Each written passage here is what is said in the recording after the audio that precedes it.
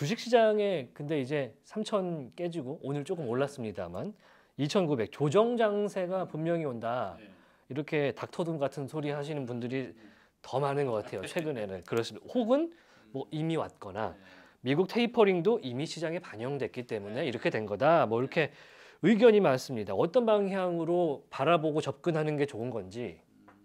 경제라고 하는 것은 항상 성장하게 되어 있어요. 전 세계 경제는 성장하게 되어 있다. 뭐 비관론자가 한 30% 정도는 항상 비관론자고, 그렇죠. 긍정적인 논자가 70%인데 항상 긍정론자가 이겼죠, 비율적으로는. 그렇지만 이제 비관론자는 30% 확률로 자기가 맞으니까 그 맞는 것 같이 보이지만 항상 경제는 성장하고 되어 있습니다. 우상향한다. 예, 우상향하는 거죠. 우리나라 환율도 우상향이고 종합주가지수 우상향입니다. 우리가 과거에 환율은 300원부터 시작해가지고 1200원, 1300원 계속 상승을 하고 있는 추세다. 종합주가지수도 마찬가지입니다. 물론 30년 동안 겨우 3배 올랐지만 우상향은 우상향이죠. 그렇죠. 이제 미국이 훨씬 10배 정도 빠르긴 빠르다. 좀 많이 좀 축소된 우상향이긴 한데 그렇죠. 오르긴 오르고 있어요. 네, 오르긴 오르고 있죠. 그래서 결론은 뭔가 하면 비관적인 생각을 하는 것보다는 긍정적인 생각을 해야 되겠고, 투자를 한다 그러면 주가 지수에 절대 투자해서는 안 되고 우량한 종목에 해야 된다. 저는 뭐 네이버라든지 카카오라든지 이런 종목은 우리가 스마트폰 보급률이 세계 1위이고 정부의 규제만 없다 그러면 나는 투자를 권하고 싶은데, 정부가 너무 골목 상권 얘기를 하면서 전 세계 구글이 2%밖에 안 되는 이런 기업을 죽여버리는 이런 상황을 보고서는 내가 섣불리 못하겠다. 그래서 미국 주식만 이제 권해야 되겠다. 한국 주식은 권하지 않겠다. 결론은 미국은 S&P 지수나 나스닥이 지금 사상 최고를 지금 경신하고 있거든요. 그렇죠. 예. 2010년도에 테이퍼링이 시작되었을 때도 전 세계 신흥국의 모든 주식을 팔아서 미국으로 가져갑니다. 그러니까 한국 주식보다는 미국 주식으로 늘려야 되는 바로 그 이유가 특히 지금은 더 그렇다? 그럼요. 당연히 그렇습니다. 그래서 앞으로도 이제 항상 9대 10 정도로 미국 주식 위주로 하시고, 그 다음에 테이퍼링이라든지 미국의 기준금리가 내년부터 2022년 3분기부터 기준금리를 올리겠다고 이제 오늘 발표가 좀 연방총재 애틀란타 총재가 발표했더라고요. 그래서 이제 미국이 내년 3분기부터 기준금리가 올라갈 거다. 결론은 한국 주식의 비중을 줄이시고 미국 주식을 늘려야 되고, 경제라고 하는 것은 계속 우상향이다. 걱정하지 마십시오. 그래서 이제 우리나라 주식은 내가 자신 못하지만 소박하지만 오른다. 그럼요. 미국 주식은 굉장히 우상향을 계속 갱신하게 될 것이다. 그러면 제가 이제 교수님이시지만 좀 물어볼게요. 약간 애널리스트랑 대담하는 느낌이 드는데, 이 섹터, 네. 미국에서 이 섹터는 솔직히 괜찮다. 오늘 뉴스 보니까 기술주가 많이 반등했다. 여기 나오는데, 그런 식으로 요거는 정말 한번 발을 담궜다 빼더라도 네. 한번 눈여겨볼 만한 섹터나 군이 있다면 뭐가 있을까요? 아마 이제 미국의 모바일 관련 주가 애플이고, 그 다음에 마이크로소프트라든지 아마존, 이제 순서가 그렇죠. 미국의 시가총액 순서가 애플, 마이크로소프트, 아마존, 구글이 알파벳 AC로 나눠져 그렇죠. 있죠. 예. 이게 두 개 합쳐서 2,000조고, 그다음 페이스북이 있고, 그다음에 테슬라, 넷플릭스 그런 순위입니다. 그래서 저는 이제 아마 넷플릭스는 한국의 오징어 게임에 굉장히 성공을 했죠. 250억 투자해서 1조를 벌었으니까. 그렇죠. 그러니까 이제 넷플릭스가 한국에 올해 투자하는 금액이 작년하고 합쳐서 1조 5천억이에요.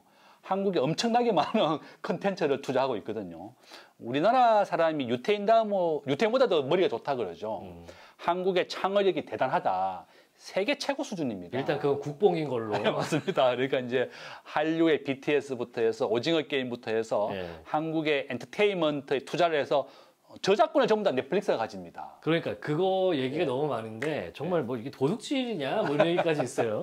그러니까 이제 제가 말씀드리고 싶은 결론은 파망 주식을 투자해라. 파망 주식. 페이스북, 애플, 마이크로소프트, 아마존, 그 다음에 넷플릭스와 구글입니다. 파망 주식이. 파망 주식은 꼭 편입을 해야 되겠고, 내가 잘 모르겠으면 그냥 1등 주식 하시면 돼요.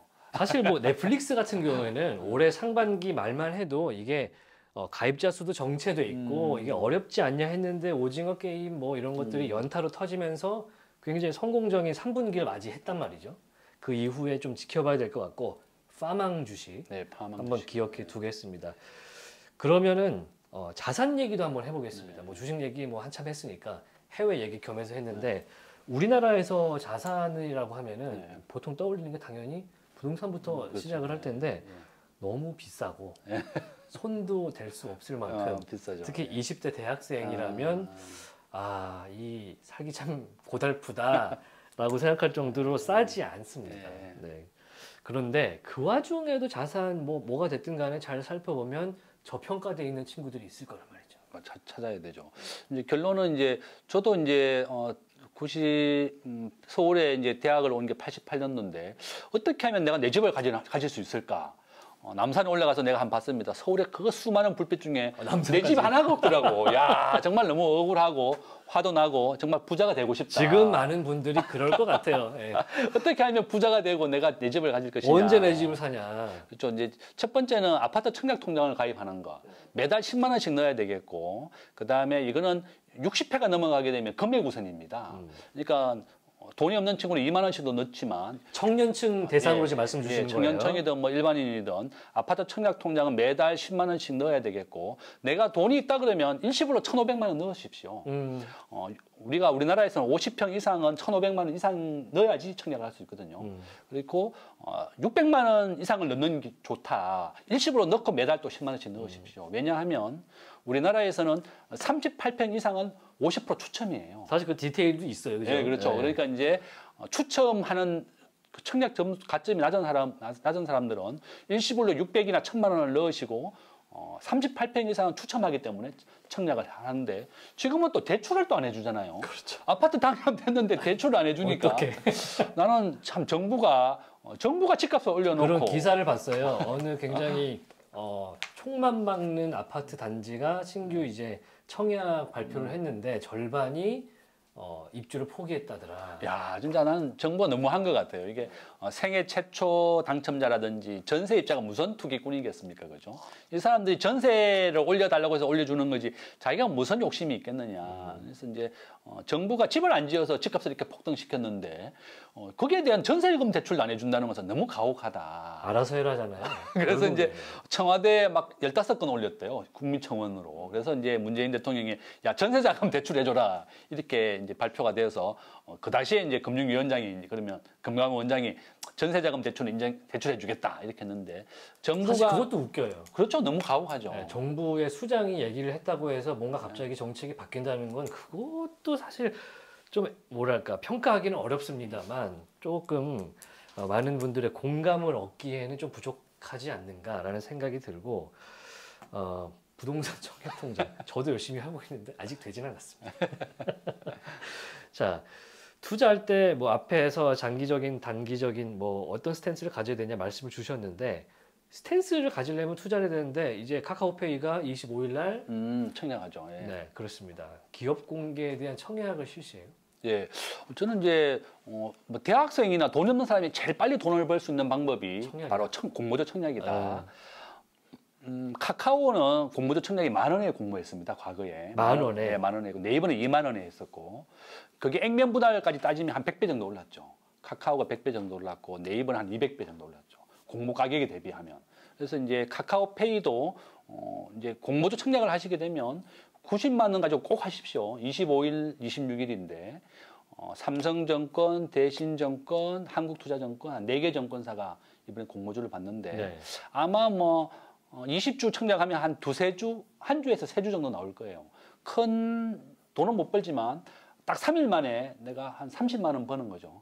30에서 50만 원 벌 것이다. 일단은 뭐 오른다는 거에 무조건 베팅을 하시는 겁니다. 아, 무조건 오르죠. 뭐 네. 카카오페이는 성장률이 매출이 100% 매년 오르고 있고 올 상반기에 영업이 2천억입니다. 그러니까 굉장히 흑자 기업이고 우리가 매일 사용하는 게 카카오하고 네이버거든요. 그렇습니다. 그런 주식은 좀 손썰매하지 마시고 하락을 하더라도 다시 오른다. 그런데 사람들이 이제 카카오라는 이름이 앞서서 정부의 규제 이런 것들에 영향을 받은 뱅크 사례가 있다 보니까 페이도 카카오페이도 카카오 계열사니까 일단은 여기도 좀 영향을 받는 게 아닌가 하는 두려움이 있긴 해요.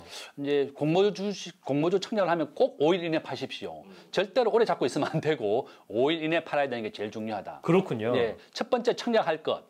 두 번째는 5일 이내에 팔아야 된다. 이걸 키우겠다고 하는 게 아니고 절대 가지고 있으면 안 돼요. 5일에 팔아라. 5일 이내에 팔아야 되고 세 번째는 거래량이 100만 주, 200만 주 터지면 팔아라 그날.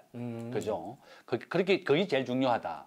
그 다음에 내가 좀 더 오랫동안 가지고 있고 싶다 그러면 종가 기준으로 10% 하락하면 팔아라. 그게 이제 세 번째 방법이다. 오늘 거의 뭐 교수님께서 주식 1타 강사로 나오신 것 같은데 일단 카카오페이가 25일 날 공모를 받기 때문에 좀 기대가 되는 것은 분명합니다. 앞서서 크래프톤이나 네. 카카오뱅크가 네. 이제 IPO를 했는데 그거에 대한 시장의 뭐 만족감 뭐 충분하지는 않았거든요.